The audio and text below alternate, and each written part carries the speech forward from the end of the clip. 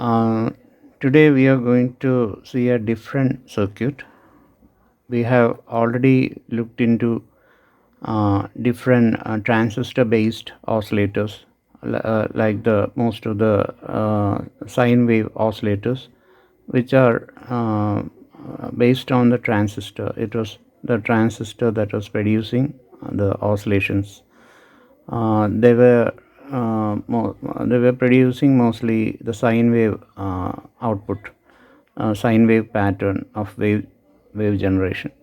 Now we are going to look at it's an IC based circuit, and the IC is a 555 timer IC. This IC produces waveforms that are square wave in type. Square wave and rectangular waves that waves can be produced by this 555 timer IC. And this composed of the IC is it's an 8 pin IC, and it runs on like 4.5 up to 16 volts of DC power. And this IC has many circuits inside. There are different circuits which are placed inside the IC that acts. It produces various actions inside the IC. One of those circuits include a voltage divider, two comparators, a flip-flop, and an inverter. These are the main circuit elements that are present in this IC. So we are mainly concerned with the switching on and off waveform, that is low and high output waveforms like a square wave pattern. So that is a type of waveform that are produced in this IC. So mainly we have some external components given here. The external components include this capacitor. It is the charging and discharging capacitor. And this capacitor, it charges and discharges, and that causes the production of the square wave pattern. This charge and discharge is charging and discharging is done through a resistor. This resistor, it's a 47 kilo ohm resistor, which is connected in series with this potentiometer. So so whenever the comparator, it has many pins that detects voltages, that include the threshold and trigger pins that detects the amount of voltage present in certain pins in the voltage divider, that detects the amount of voltage and activates the switch. So that way it produces the square wave pattern that it turns on and off the output. So that is how it is generated. It detects certain voltages and turns on the switches. The comparators will detect the voltage and it turns on the switches, which is the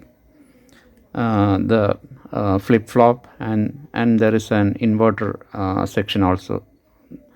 So by we can adjust the frequency by controlling this variable resistor or potentiometer. So now this is turned on, and we'll this is already we have seen this audio. It's an audio amplifier, and we're giving the output. This is an output capacitor, and this is a series connected resistor. and this capacitor is a discharging decoupling capacitor. So when I contact when I put the input audio input jack, it's directly connected to this output. You can hear the sound. I can adjust the frequency using this control. I can adjust the frequency using this control. So now I can also change this capacitor and connect another capacitor. It's a low value compared to this capacitor, and I can adjust the frequency. So this is the frequency I get when I replace it with a smaller capacitor. This is a high frequency signal that is produced. So when I make it very low, this is a low frequency value. I can turn it to a high frequency like this. So this is a when this produces inaudible sound. Whenever that raises beyond a certain frequency, it becomes inaudible. So this is the higher frequency part, and I will just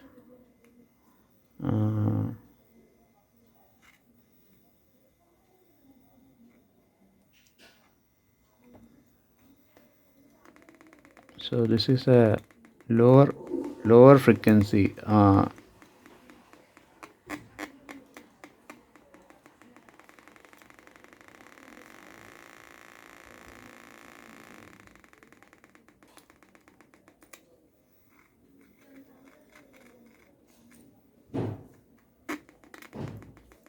so this is the lower frequency.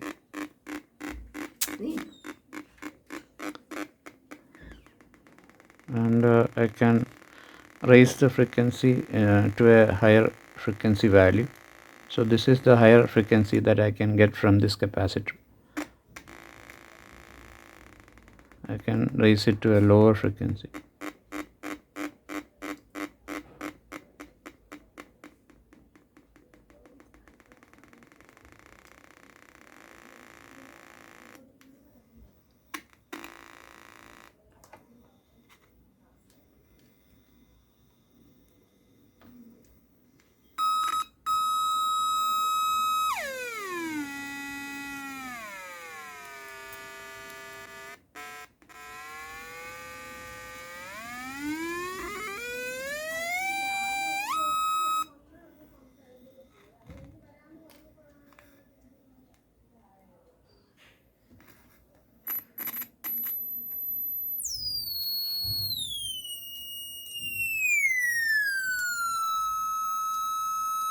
So this is the range of frequency that I can produce using this oscillator.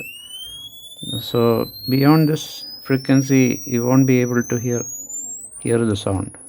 So this is a simple oscillator using the 555 timer IC. So this is a very good oscillator that can be the oscillations can be you can use it for many various purposes, like audio, like buzzers and alarms, and many other in digital circuits. It can be used as a PWM signal generator, and many other uses for this 555 timer. So this is the circuit. Thank you.